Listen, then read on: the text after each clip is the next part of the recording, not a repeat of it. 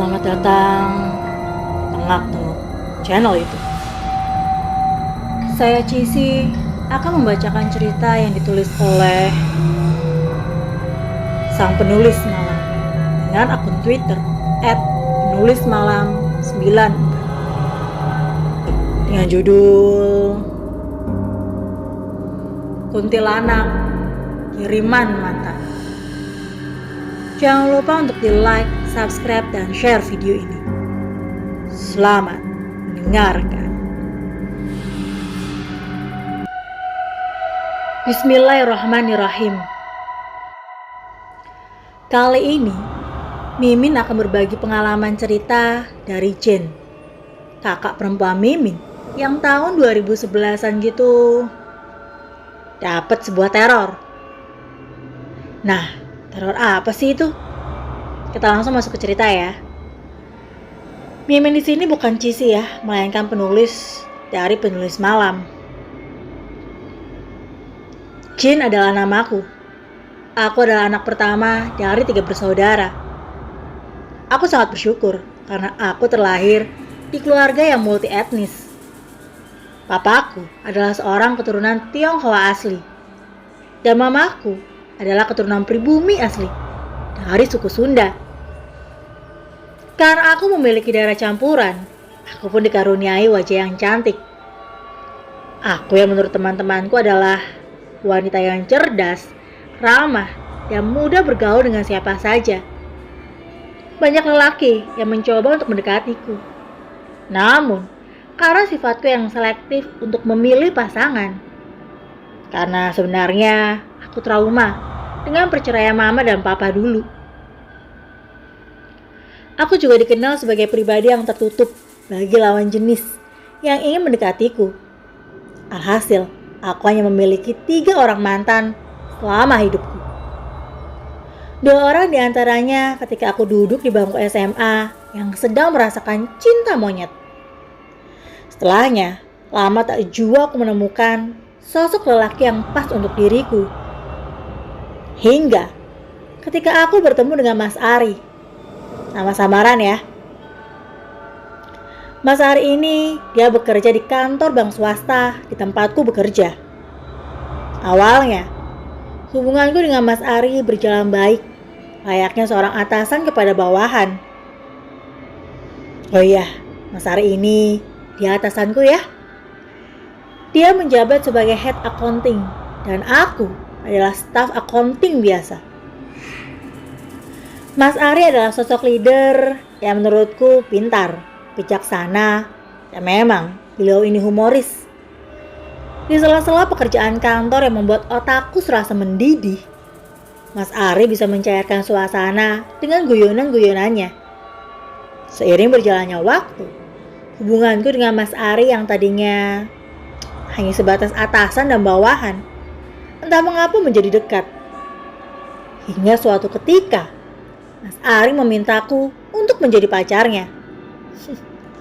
Tak munafik lah, aku yang saat itu mulai menyukai Mas Ari karena kepandaian dan sifatnya yang humoris. Tanpa banyak basa-basi, aku pun langsung menerimanya.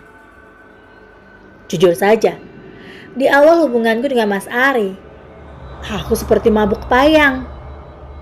Aku sudah lama tidak merasakan cinta. Kini seperti merasa bergairah kembali. Hubunganku dengan Mas Ari di kantor pun seperti rahasia umum yang semua sudah mengetahui. Beberapa sahabatku ada yang mendukung dan ada pula yang tidak mendukung karena jarak usia antara aku dan Mas Ari lumayan jauh sih, yaitu sekitar 10 tahun. Kamu gak salah, Jin, mau pacaran sama Pak Ari.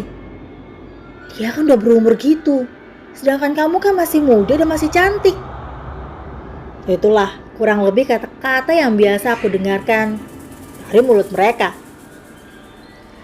Bagiku, komentar mereka tidak akan mengurangi perasaanku untuk Mas Ari di kala itu. Hingga suatu ketika, menginjak 4 bulan waktu berpacaranku dengan Mas Ari, aku mendengar desas-desus jika Mas Ari bukanlah seorang duda, melainkan pria yang sudah beristri. Aku yang kecewa karena selama ini merasa dibohongi. Segera meminta penjelasan kepada Mas Ari. Mas Ari pun membenarkan berita itu. Ia berkali-kali meminta maaf kepadaku dan memintaku untuk tidak memutuskan hubungan cinta dengannya. Maaf mas, saya nggak bisa. Saya sungguh kecewa dengan Mas Ari. Saya pikir Mas Ari adalah orang yang tepat yang bisa membuat trauma saya hilang terhadap laki-laki. Ternyata Mas Ari sama saja, ucapku saat itu. Mas Ari yang terus-menerus meminta aku untuk tidak memutuskannya. Kini nadanya menjadi nada paksaan. Jen, jika kamu tetap mau memutuskan saya, maka nanti akan kamu tanggung akibatnya, Jen. Ucap Mas Ari sambil menggenggam tangan kiriku erat, seolah ingin menahanku pergi. Karena terbawa emosi, sontak aku menampar pipi Mas Ari dengan tanganku keras-keras. Lepaskan saya. Seharusnya kamu sadar, Mas. Istrimu menunggu di rumah. Kamu malah asik berselingkuh. Berhentilah memaksa saya, Mas. Saya mau kita akhiri hubungan terlarang ini. Ucapku kemudian, lalu beranjak pergi meninggalkan Mas Ari. Setelah kejadian itu, hubunganku yang biasanya dibilang sangat akrab dengan Mas Ari, kini berbanding terbalik 360 derajat. Mas Ari menggunakan kekuasaannya untuk selalu menyalahkan dan terus memarahiku di kantor. Tak jarang, umpatan kasar terlontar dari bibirnya. Aku yang saat itu dibuat malu dengan perlakuan Mas Ari, akhirnya memutuskan untuk mengundurkan diri dari perusahaan tersebut. Aku yang kala itu memiliki pengalaman, tak sulit untuk mendapatkan kembali pekerjaan baru. Hanya memerlukan waktu 1 minggu. Aku kembali diterima menjadi salah satu senior staf accounting di perusahaan asing. Gajinya pun terbilang cukup besar. Dan lagi pula, aku melihat lingkungan kerja yang baru ini jauh lebih menyenangkan dibandingkan saat aku masih bekerja di salah satu perusahaan bank swasta. Kebahagiaanku kini kembali terusik saat suatu ketika ada sebuah nomor asing yang menelponku. Halo, ucapku pertama kali. Namun hanya hening. Hingga beberapa kali aku mengulang kata halo, barulah suara itu menjawab. Jen, kamu sudah lupa dengan suara saya? Saya tidak akan membiarkan kamu lepas begitu saja, Jen. Aku yang masih terbawa emosi dengan suara bentakan kembali menjawab. Heh, kamu itu udah bukan siapa-siapa aku lagi ya. Tahu diri kamu. Udah tua, punya istri, masih sok kecakapan aja. Nyesel aku pernah pacaran sama kamu. Tempatku sangat kesal. Kamu sekarang jadi galak ya, Jen. Ingat ya, Jen. Hidupmu gak akan bisa tenang, Jen. Akan kubalas tamparan di pipi itu dengan kesakitanmu berkali-kali lipat, Jen. Jawab Mas Ari, langsung menutup teleponnya. Aku yang selalu merasa terteror dengan perlakuan Mas Ari. Walaupun selama berpacaran dengannya, aku masih bisa menjaga kehormatanku sebagai perempuan. Namun, Mas Ari selalu mempermalukanku lagi dan lagi dengan cara memfitnah dan menjelekanku kepada teman-teman lamaku jika aku ini adalah wanita murahan. Bahkan sampai ke sosial media. Tak jarang, nomorku sering ditelepon oleh laki misterius yang tiba-tiba ingin membookingku. Karena dirasa benar-benar cukup mengganggu, aku segera mengganti nomor ponselku serta menonaktifkan semua sosial mediaku. Mungkin saat itu Mas Ari marah sampai dengan puncaknya, karena ia sudah tidak bisa menjangkauku melalui telepon ataupun sosmed. Mas Ari yang tak kehilangan akal, ia sampai datang ke kantorku yang baru. Entah bagaimana ia bisa mengetahui jika aku bekerja di kantor itu. Saat malam sehabis lembur, aku mau pulang ke kosan. Tiba-tiba, seperti ada yang menyeretku. Heh, sini kamu. Suara Mas Ari bersembunyi sambil tangan kanannya menarik tanganku. Jen, saya mohon, kembali lagi dengan saya, Jen. Jika menurutmu saya ini telah memiliki istri, saya bisa menikahkan kamu sebagai istri kedua saya. Iba Mas Ari.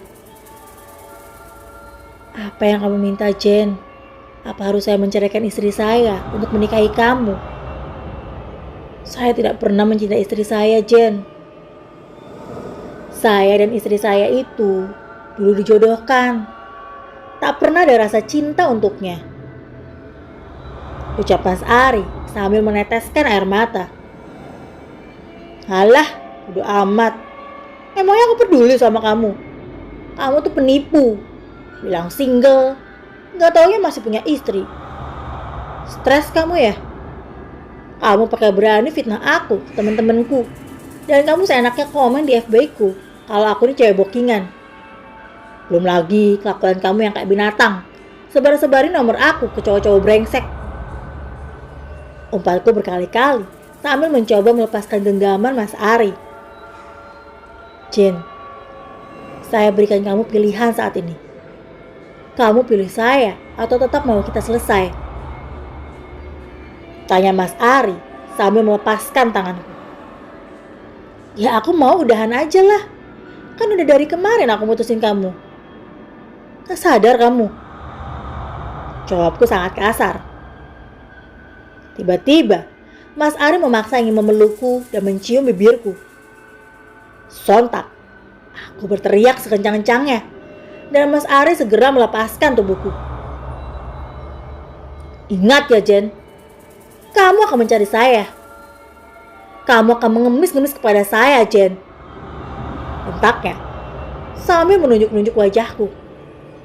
Entah karena aku yang sudah kepalang emosi. Ketika aku meludahi wajahnya Mas Ari. Bajingan kamu. Pergi sana. Usirku kemudian. Yang kebetulan saat itu ada beberapa security gedung yang melihat pertengkaran antara aku dan Mas Ari. Setelah kejadian malam itu, teror demi teror Mas Ari kini berhenti. Aku pun sesaat seperti terlepas dari suatu beban.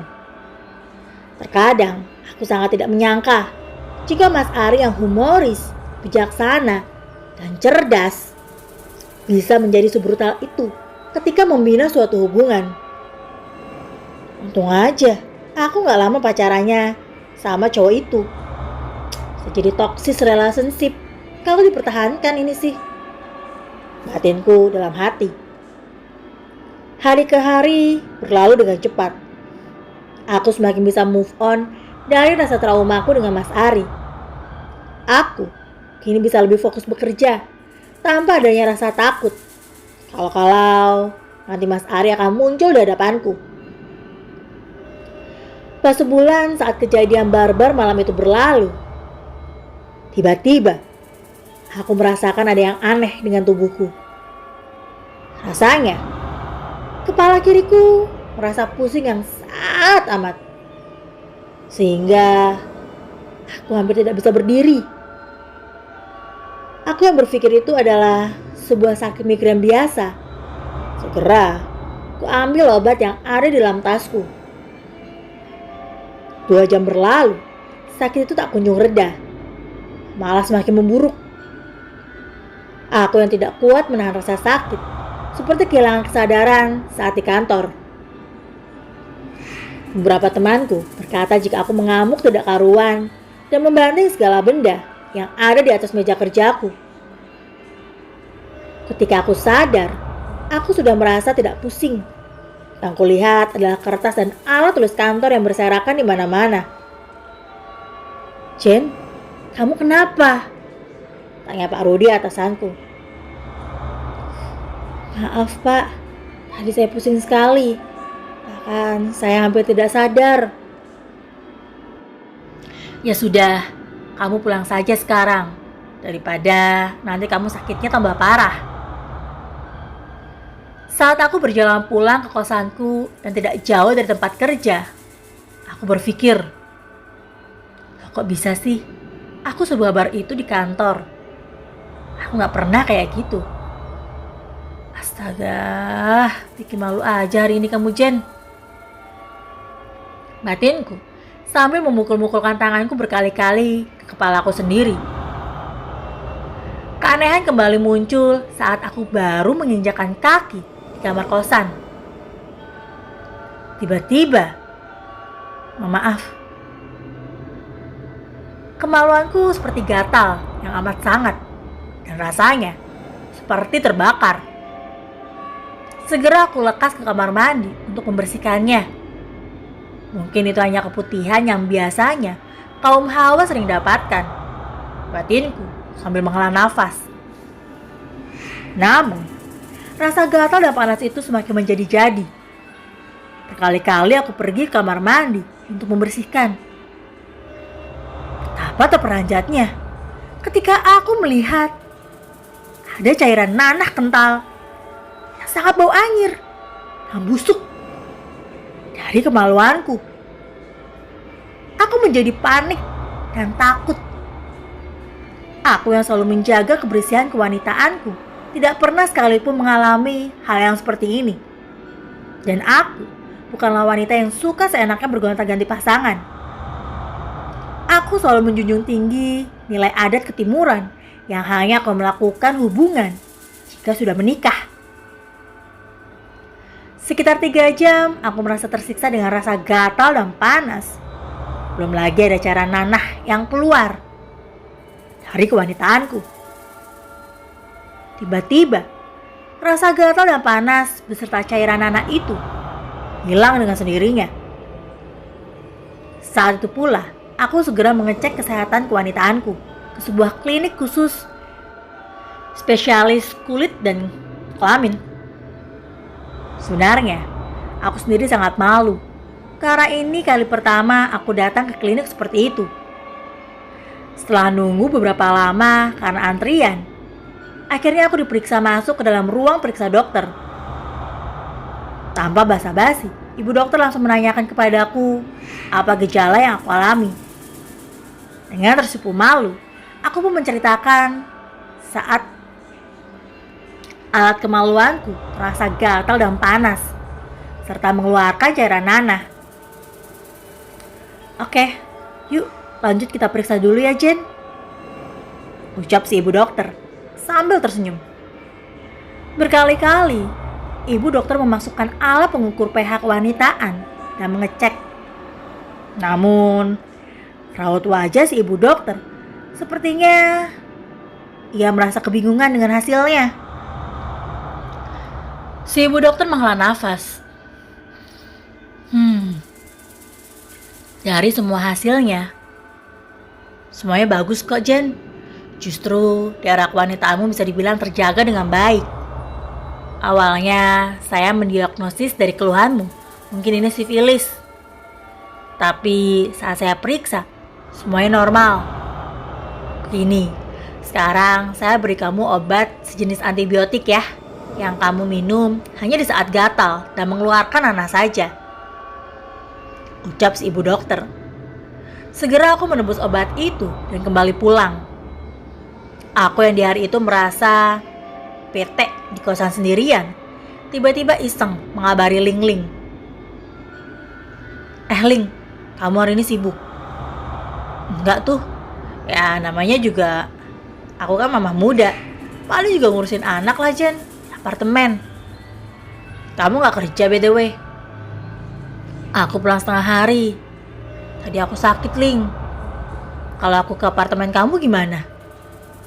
Tanya aku tak sabar ingin curhat dengan Ling, sahabat terbaikku. Ya kesini aja lah. Sama siapa aja sih kamu, Jen? Aku tunggu ya, Jen. See you. Singkat cerita, kini aku berada di apartemen Ling. Seperti biasa, sahabatku ini hanya tinggal dengan suami dan seorang anak perempuannya yang masih bayi. Juga mamanya Ling yang kebetulan saat itu sedang ada di apartemennya. Aku yang sudah bersahabat lama dengan Ling, otomatis aku pun kenal dengan orang tua Ling yang seperti orang tuaku sendiri. Aku sudah tidak canggung lagi untuk sekedar berbahasa basi, membuka percakapan dengan Mama Lingling. Tante, apa kabar? Udah lama di Jakarta? Tanyaku. Mama Lingling, sebut saja Tante Rika. Tumben, wajahnya menatapku tajam. Aduh, apa aku salah ngomong ya? Atau mungkin apa aku ganggu waktunya? Tanya aku dalam hati. Tante Rika tak hentinya melihat dari ujung rambut sampai dengan ujung kakiku, tanpa berkata apapun. Aku yang merasa semakin kikuk, langsung berpamitan untuk pulang saja. Tunggu Jen, ucapnya menahan langkahku. Apa kamu gak merasa aneh dengan diri kamu akhir-akhir ini? Tanyanya yang membuatku semakin penasaran. Lingling yang melihat gelagat aneh dari mamanya seketika memotong pembicaraan. Mama kenapa sih? Kok dari tadi Lingling liatin mama kayak aneh banget? Tante Rika kemudian berkata, Tante ini peka loh dengan hal-hal yang tak kasat mata. Tante lihat di belakang kamu Jen. Ada sesosok kuntilanak yang bisa dibilang ukurannya cukup besar. Mendengar hal itu, Mbak petir di siang bolong. Aku langsung berpikir, apakah itu hanya sebuah halusinasi dari Tante Rika saja? Namun jika aku kait-kaitkan peristiwa hari ini yang sangat aneh, mungkinkah itu semua kiriman teror dari Mas Ari? Entahlah, aku hanya mencoba berpikir positif untuk meyakinkan alam bawah sadarku. Semua akan baik-baik saja. Udah Mah, skip aja pembahasannya.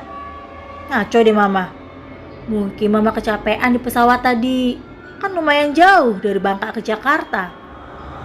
Jawab Lingling seperti tidak enak hati. Duh Lingling, kamu lebay amat. Perjalanan udara gak sampai 5 jam. Masa iya sih capek? Kemudian Tante Rika bilang, ya sudah, kalau Jin gak percaya sama Tante, nanti silahkan Jin buktikan sendiri ucapan Tante. Tante tuh sayang loh sama Jin. Sudah seperti anak Tante sendiri kamu tuh. Tante mau Jin selalu berjaga-jaga dalam doa agar Tuhan senantiasa melindungi Nak Jin. Tante Rika kemudian tak lama masuk ke dalam kamar. Sebelumnya ia pamit untuk tidur siang. Setelah suasana dirasa sudah kondusif untuk bercerita, aku tanpa malu-malu menceritakan awal kejadian teror Mas Ari sampai dengan beberapa peristiwa aneh hari ini. Lingling terus menyimak ceritaku. Ia sesekali mengangguk-anggukkan kepalanya.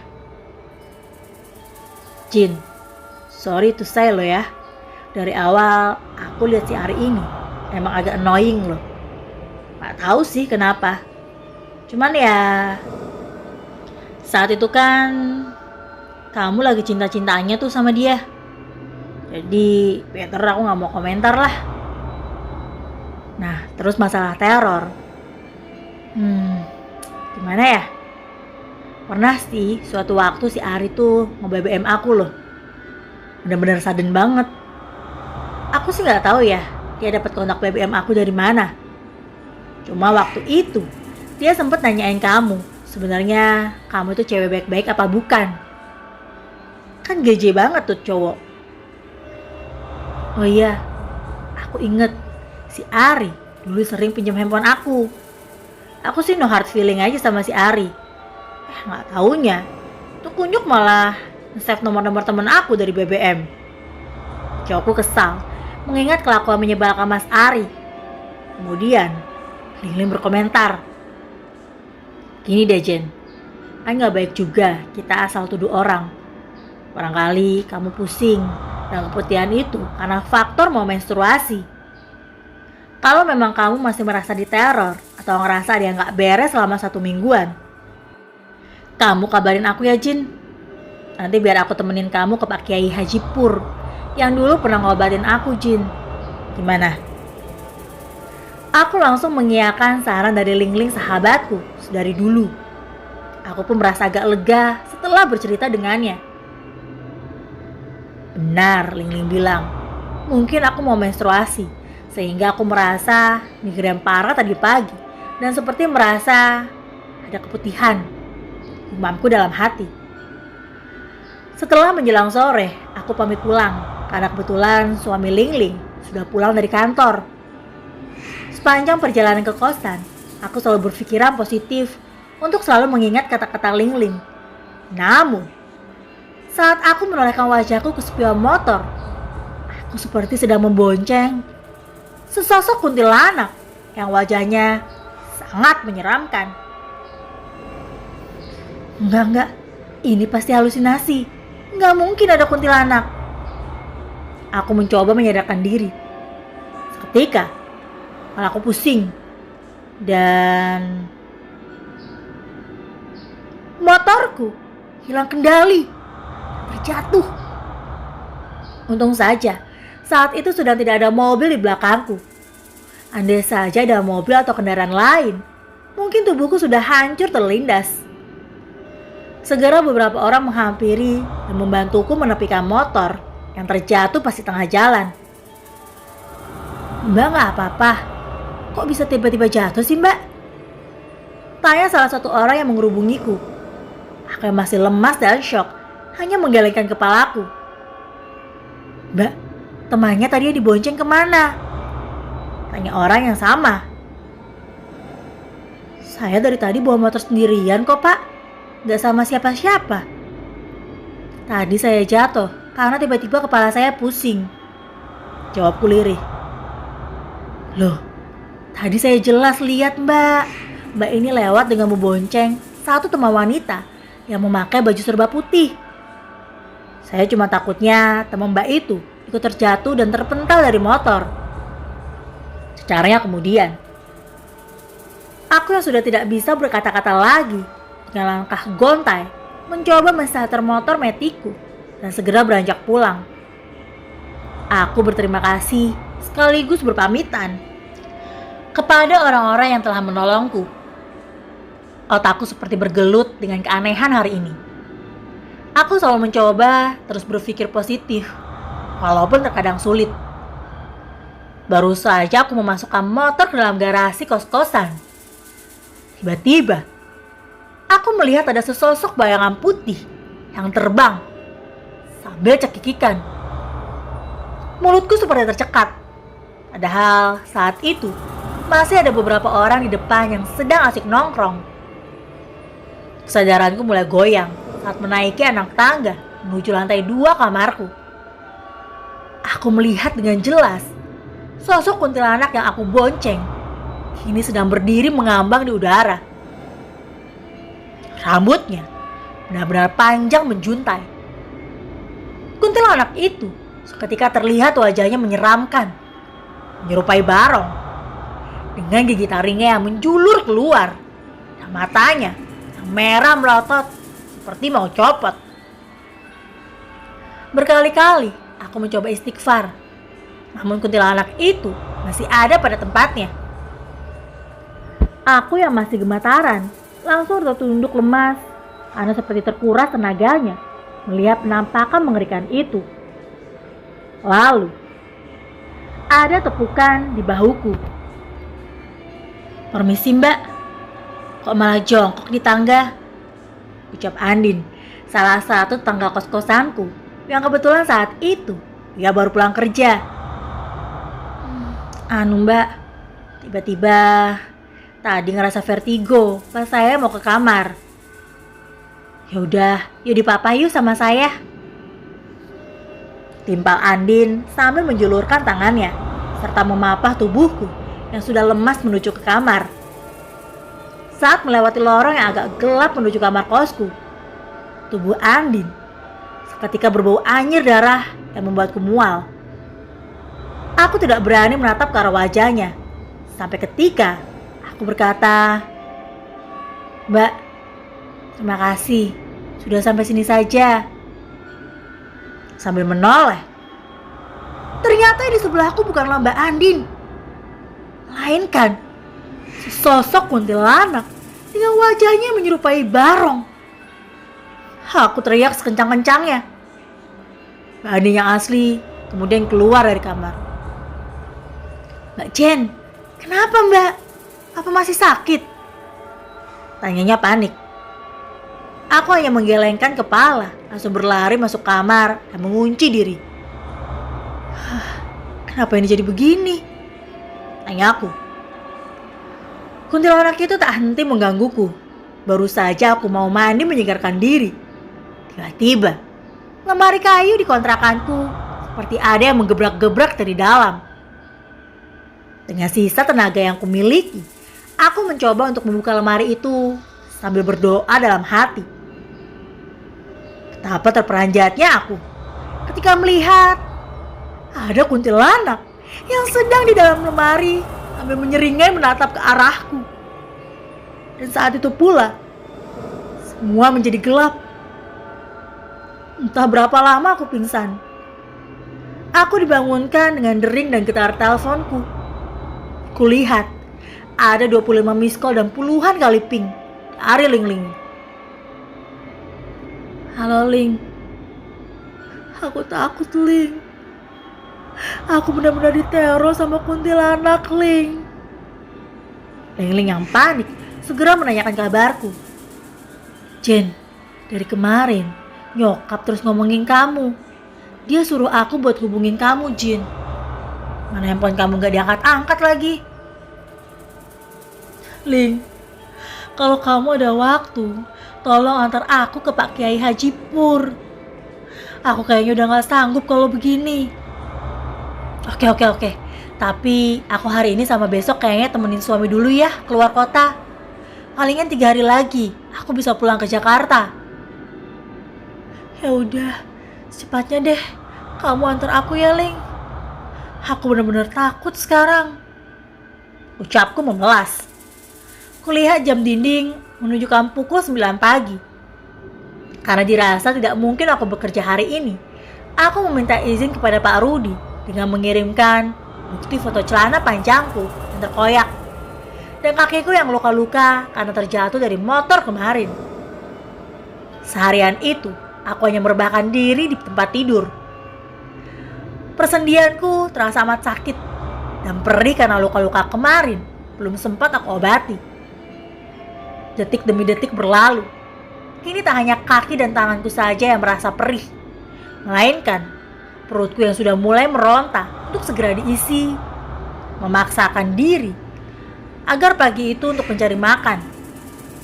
Ketika aku membuka pintu, lorong kos-kosan itu ya seperti biasanya, sepi. Maklum, mungkin di hari weekdays banyak yang pergi kerja ataupun kuliah. Saat aku baru saja beberapa langkah menyusuri lorong untuk menuju tangga ke bawah, tiba-tiba kepalaku seperti terkena sesuatu benda yang jatuh. Duh, berasa kayak ada yang nimpuk sih pakai batu kecil, ucapku lantang. Ku cari-cari apa yang barusan jatuh. Setelah ku amati baik-baik di sekitarku, nampaklah sebuah benda putih yang ketika ku pegang ternyata adalah sebuah gigi geraham manusia yang telah menguning. Aku langsung memaksa menyeret kakiku yang sedang sakit berlari ke lantai 1. Penjaga kos-kosan sampai bingung dibuatnya. "Mbak, kenapa lari-lari sih? Kayak habis dikejar setan?" tanyanya dengan nada mengejek. Enggak apa-apa mas, saya cuma lapar mau beli makan." Aku dengan tergesa-gesa meninggalkan kos-kosanku dan mencari tempat makan. Tempat makan itu terlihat masih agak kosong. Aku langsung mencari tempat duduk yang strategis dan memesan makanan. "Mas, pesan mie ayam 1 ya, pedes, kayak biasa. Minumnya teh manis." Pesanku pada si pramusaji. Si pramusaji bertanya lagi, "Lalu temannya Mbak mau makan apa?" "Hah? Teman saya dari mana? Mas ngaco nih. Saya datang ke sini sendiri loh." Kini, wajah si pramusaji itu seperti kebingungan. Begitupun denganku. Ia hanya berlalu membawa menunya kembali. Sungguh, aku tidak habis pikir. Apakah benar sosok kuntilanak itu menerorku sampai kemana-mana? Aku yang benar-benar panik, segera menelpon Ling Ling kembali. Ling, please tolongin aku, Ling. Aku benar-benar sekarang diteror sama kuntilanak itu, Ling. Oke. Kalau kamu emang benar-benar ngerasa diganggu, aku bakalan izin sama suami untuk buat ke Jakarta duluan ya. Nanti kalau dia oke, aku bakalan langsung anterin kamu ke Sukabumi. Ternyata benar kata nyokapku. Jawab Ling Ling membuat penasaran. Benar apa, Ling? Kuntilanak itu agresif. Kemarin sempat ada komunikasi batin antara dia sama mamahku, Jin. Mama bilang, itu kuntilanak bukan cuma sekedar mau menempel doang. Cuma emang dia ini sengaja dikirim buat neror kamu. Oh iya, kuntilanak ini umurnya juga lebih dari ratusan tahun. Pokoknya powerful deh. Kamu hati-hati ya, Jin. Banyak-banyak berdoa sesuai dengan keyakinan agama kamu. Ucap Ling Ling. Kemudian tak mengapa, aku mendengar ada suara tertawa perempuan di telepon. Ling, kamu ngapain ketawa? Gak lucu, Ling. Ucapku sedikit membentak. Hah? Ngapain aku ketawa? Aku gak ketawa, Jen. Jawab Ling Ling heran. Serius, Ling? Itu aku dengar orang ketawa di telepon barusan. Suaraku kini dengan isak tangis. Jen, aku merinding begini. Padahal ini masih pagi loh, menjelang siang. Aku ini seharian di hotel. Suami aku kan lagi kerja. Nanti sore dia baru pulang. Lagian kalau ada suami aku kan gak mungkin suara ketawanya jadi suara cewek. Udah, kamu tenangin diri kamu dulu. Tunggu aku ya, Jen. Nanti sore begitu suamiku pulang, aku langsung izin buat secepatnya pulang ke Jakarta. Ucap Ling Ling yang benar-benar sahabatku satu-satunya. Segera telepon itu kuakhiri karena aku semakin takut mendengar suara perempuan tertawa di telepon. Setelah aku menyelesaikan makananku di tempat makan, aku kembali berjalan pulang. Saat aku hendak menyeberang jalan menuju kos-kosanku, aku benar-benar melihat seorang perempuan yang memakai pakaian selayaknya manusia. Tiba-tiba menyeberang jalan sambil menundukkan kepalanya. Dari arah yang berlawanan, aku melihat ada mobil sedan yang melaju dengan kecepatan tinggi. Seketika, aku menjerit-jerit sambil menutup mata. Mbak, sadar Mbak. Orang-orang kembali mengerubungiku. Mereka menatapku dengan tanda tanya. Mas, Pak, Bu, tolong. Tadi barusan saya lihat ada perempuan yang tertabrak mobil sedan. Jawabku gemetar sambil menunjuk jalan yang ternyata kosong. Sontak orang-orang yang mengerubungiku perlahan berlalu sambil berbisik antara satu dengan yang lainnya. Ih, kasihan ya, cantik-cantik tapi kok stres. Iya, depresi dia. Mungkin habis putus dari pacarnya. Jadi cari sensasi gitu deh. Iya kali. Udahlah, tinggalin aja. Kirain kenapa. Sungguh entah bagaimana aku bisa menyembunyikan rasa malu. Aku menahan tangis sepanjang jalan menuju kosanku. Sesampainya di kamar kos, segera aku melucuti pakaianku dan membasahi tubuhku sambil melepaskan tangis yang tertahan. Setelah mandi, segera aku mengenakan pakaian dan merebahkan tubuhku kembali ke tempat tidur. Aku mencoba memejamkan mata, berharap aku bisa langsung tertidur.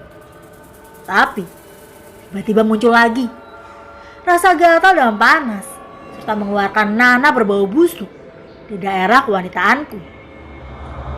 Tak hanya itu, kepala kiriku pun rasa sakit yang amat sangat hebat. Yang aku ingat, saat itu aku hanya bisa menitikkan air mata menahan sakit dan kembali tidak sadarkan diri. Ketika aku kembali bisa membuka mata dan tersadar, di kamar kosku sudah ada Mbak Andin, Bu Haji pemilik kos, dan Mas Hendra, penjaga kos-kosan.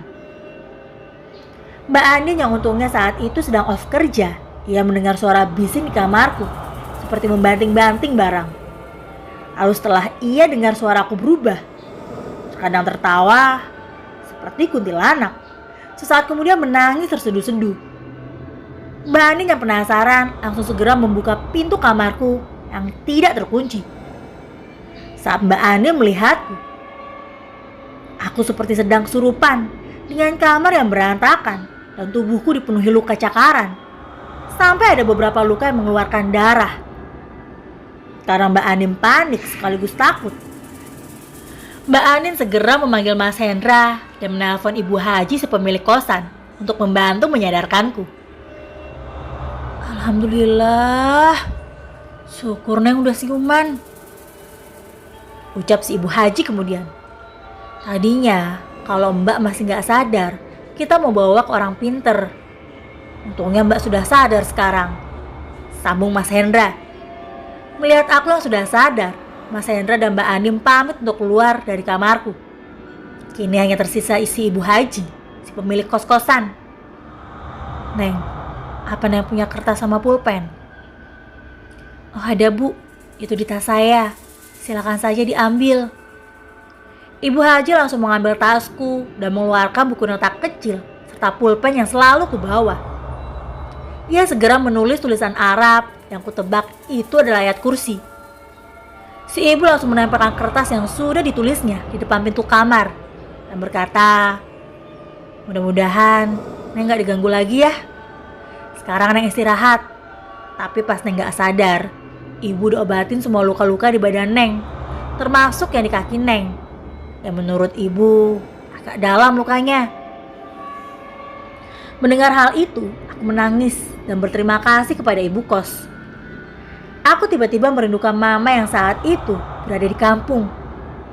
Aku ingin sekali menelpon mama dan menceritakan keadaanku yang menyedihkan ini.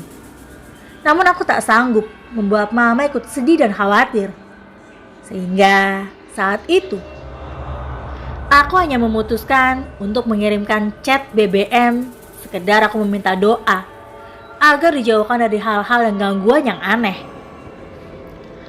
Kejadian teror kuntilanak itu cukup sampai di siang hari. Ketika malam hari, aku mencoba tidur seperti biasa, namun dengan kondisi lampu kamar yang tetap menyala. Karena aku sudah benar-benar lelah dan sangat mengantuk, aku memejamkan mata dan tertidur. Samar-samar, aku mendengar senandung nyanyian. Lengsir wangi seliramu. Cukup ya, copyright.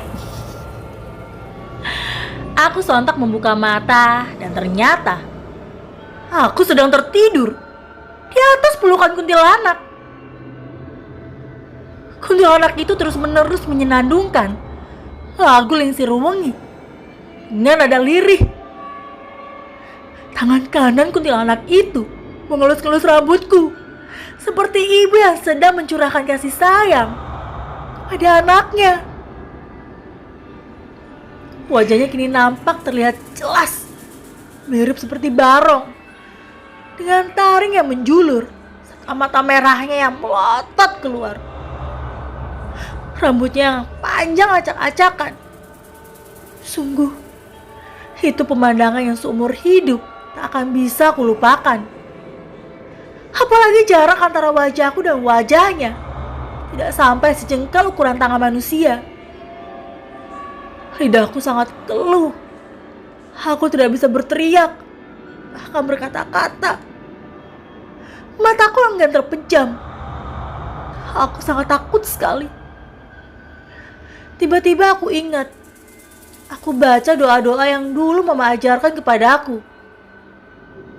Aku mencoba membaca Al-Fatihah dan ayat kursi berulang kali. Namun tak mengapa, di tengah doa yang sedang kuucapkan, aku tiba-tiba lupa.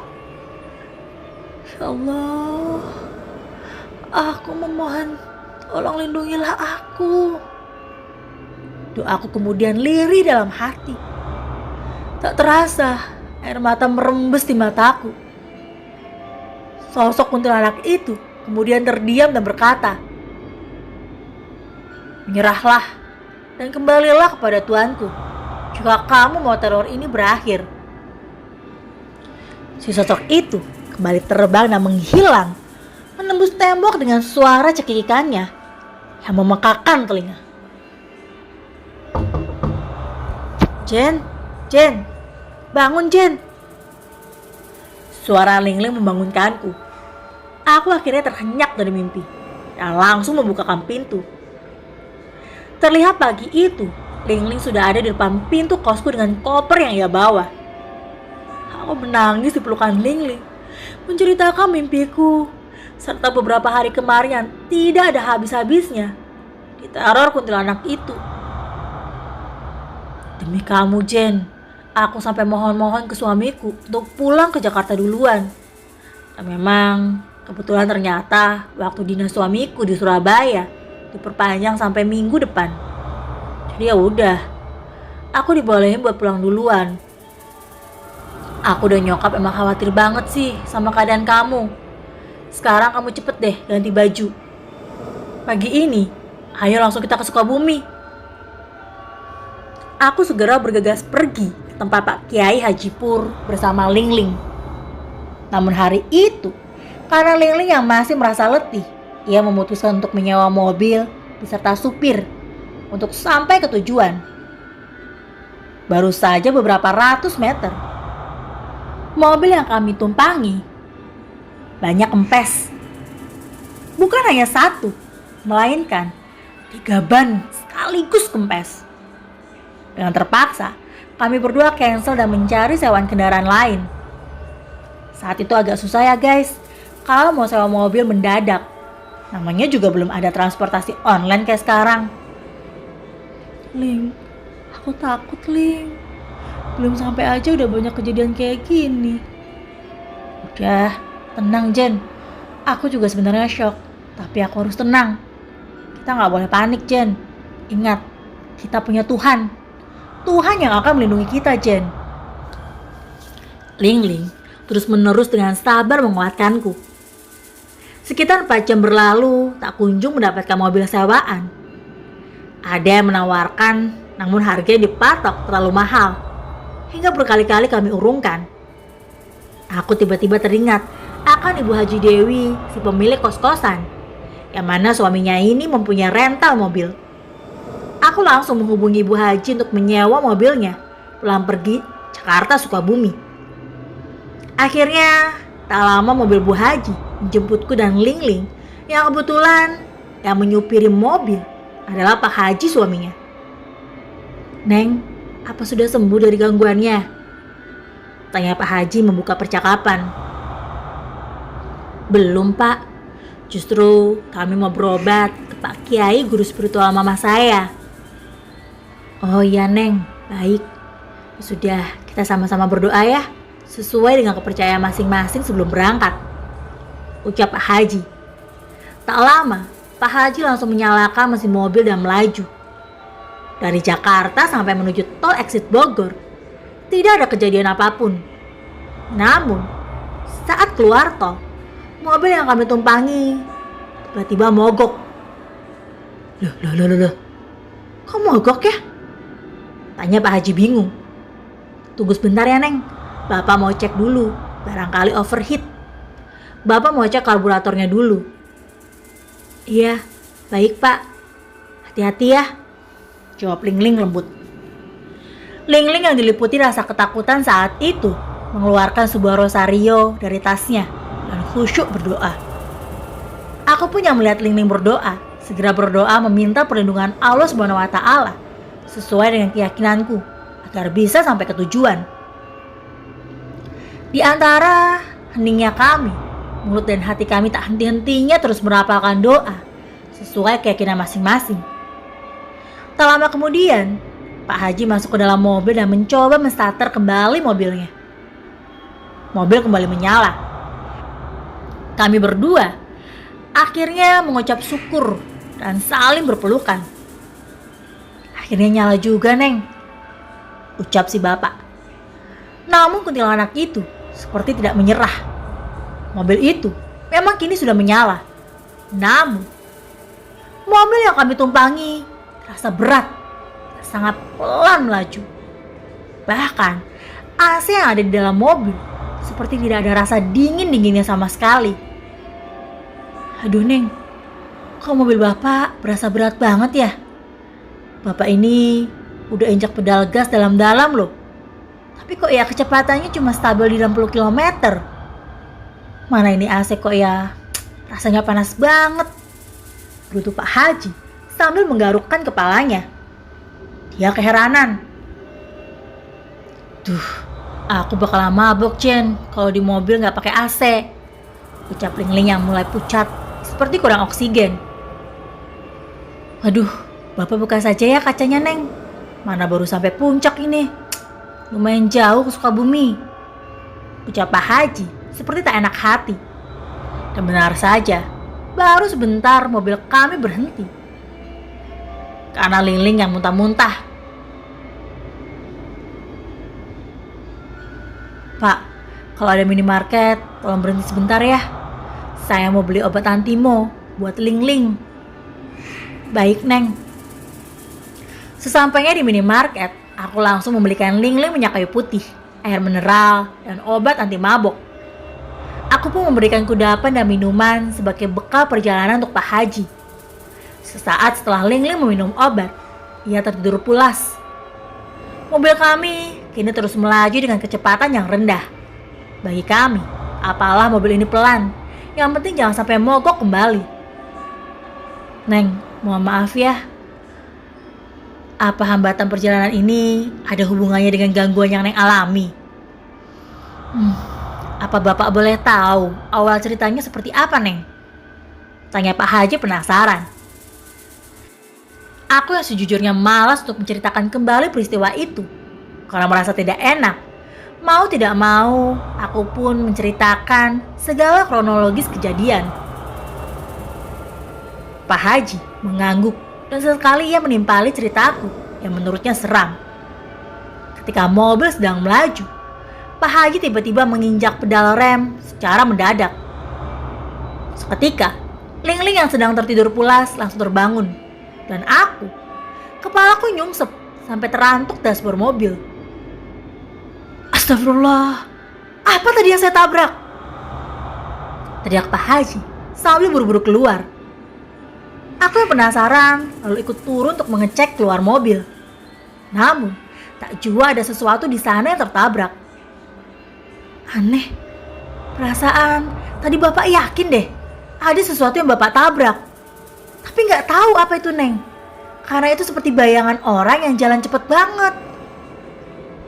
Wah, gak bisa deh ini Pak. Kita cari tempat makan dulu deh Pak. Kita break dulu. Lagian Lingling udah lemes karena habis muntah-muntah. Bapak juga istirahat dulu ya. Saranku kepada Pak Haji, yang memang pas kebetulan azan sholat zuhur berkumandang. Sekitar jarak 1-2 km setelahnya, mobil kami berhenti untuk istirahat sholat dan makan di suatu resto lesehan. Resto itu terlihat asri dengan ornamen bambunya. Aku mencoba memapah tubuh Lingling yang memang sudah lemas dari tadi untuk beristirahat sejenak. Ling, aku mau sholat dulu ya. Kebetulan itu di musolanya ada mukena, ucapku kepada Lingling. Lingling hanya mengangguk lemas. Saat aku berwudu, tiba-tiba ada semilir angin di tengkukku yang membuatku merinding. Namun aku tetap melanjutkan langkah kakiku menuju musola.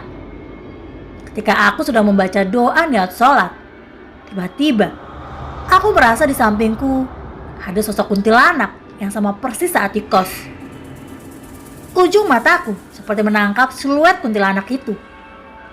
Aku terus-menerus mencoba fokus, walaupun ada beberapa doa yang terloncat-loncat. Tak mungkin aku tidak fokus.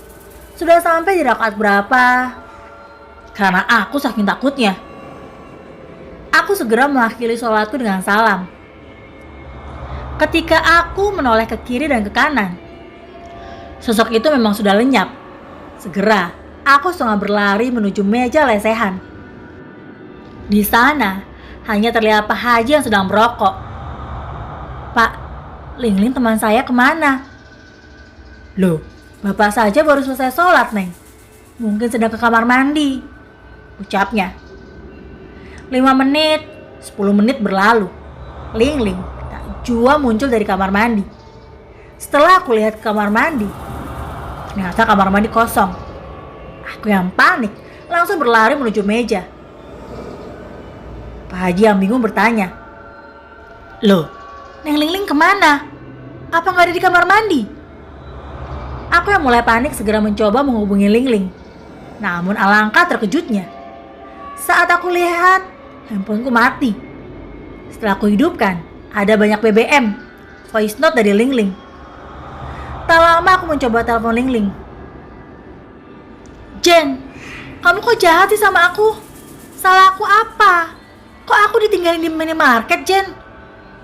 Seketika aku berteriak, "Allahu Akbar! Ling, tadi tuh kamu ada di mobil, makanya kita lanjut perjalanan. Saksinya ini nih, Pak Haji." Pak Haji sempat syok menyaksikan keanehan demi keanehan selama perjalanan. Dengan buru-buru, ia menjemput Ling-ling balik lagi ke minimarket. Untung saja, jarak minimarket dan resto tidak begitu jauh. Segera Pak Haji menjemput Ling-ling dengan kecepatan penuh. Aku yang masih menunggu di resto berharap-harap cemas jika Ling-ling tak marah padaku. Sekitar 20 menit kemudian, akhirnya Ling-ling dan Pak Haji kembali sampai. Ling-ling langsung memegang erat tanganku dan menangis. "Gila, Jen, ini sih kejadiannya lebih parah nyereminnya daripada cerita hair extension aku dulu.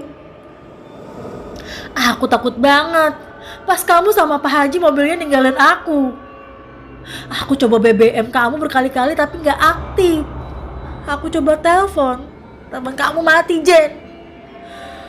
Kamu sih kalau bukan temen aku, udah aku makan kamu, Jen lah." Serosot Ling-ling kemudian. Cici merinding parah baca ini. Kalian gimana? Apakah kalian merinding? Tulis di kolom komentar ya. Setelah Ling-ling sudah mulai merasa tenang, Ling-ling menceritakan kembali saat dirinya pamit ke toilet. Ia sempat berpesan pada Pak Haji. Namun, sepertinya Pak Haji tidak mendengar suara Ling-ling yang pelan. Nah, pertanyaannya, kalau Neng Ling-ling ini ke WC, dari tadi siapa dong yang ikut? Semuanya kembali terdiam. Setelah kami selesai makan siang, Ling-ling yang dari tadi diam mulai seperti terceras kembali energinya. Ia kembali bisa berbicara dengan suara cemprengnya yang khas. "Itu si kunyuk, bener-bener ya. Bikin susah elu, Jen. Gemes banget gue aslinya.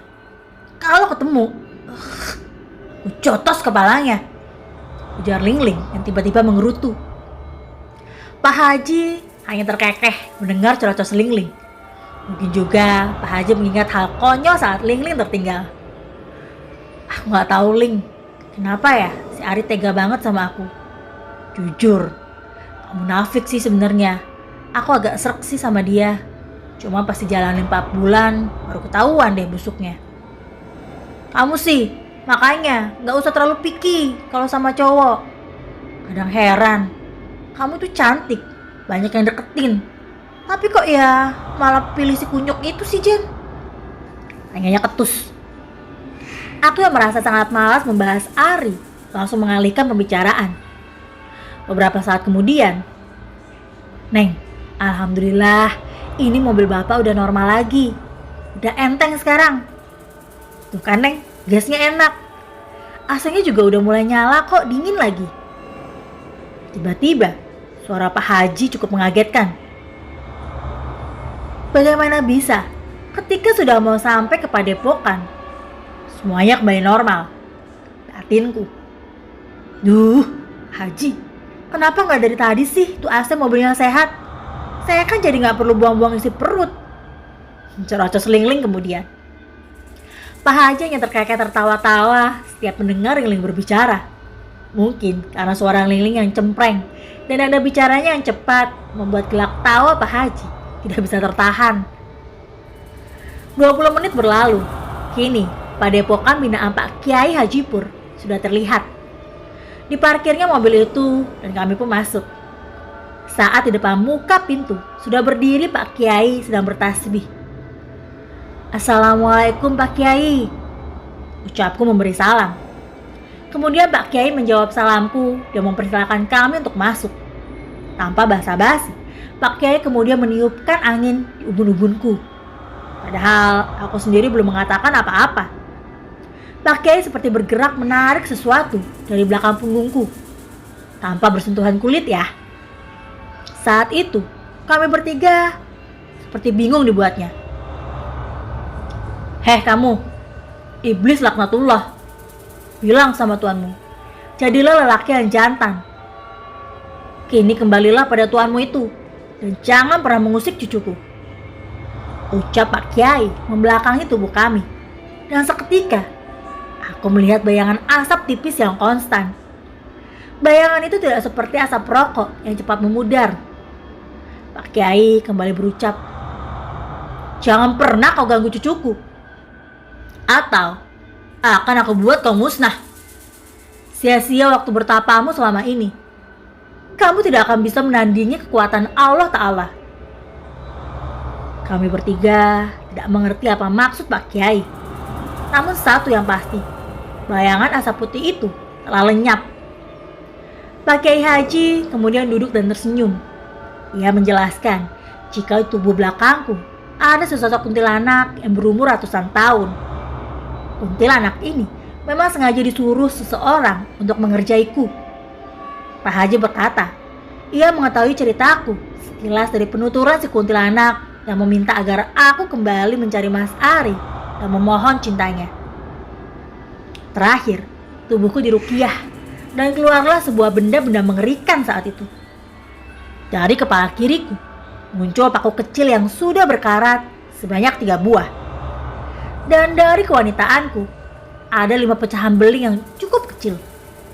Yang terakhir ini, Pak Kiai Haji meminta istrinya untuk membantu mengambil pecahan beling tersebut dengan cara aku diminta untuk segera buang air kecil. Dan benar saja, saat aku buang air kecil, muncullah sesuatu yang aneh, yaitu 5 pecahan beling. Setelah melakukan ritual pengusiran setan serta ruqyah, tidak ada lagi yang aneh muncul pada diriku. Ceritanya tamat ya. Penutup. Mungkin itu cerita yang bisa Mimin di sini penulis ya, bagikan kepada kalian. Semoga apa yang baik dari cerita ini bisa diambil sebagai contoh kehidupan. Akhir kata, penulis meminta maaf jika ada banyak salah tulis maupun salah kata-kata di dalam tweet ini. Dan Cici juga meminta maaf jika ada kesalahan dalam pelafalan ataupun intonasi dari setiap kata-katanya. Terima kasih yang sudah mendengarkan. Tunggu cerita lainnya dengan judul yang berbeda hanya di Tengah Tenguk channel YouTube. Terima kasih.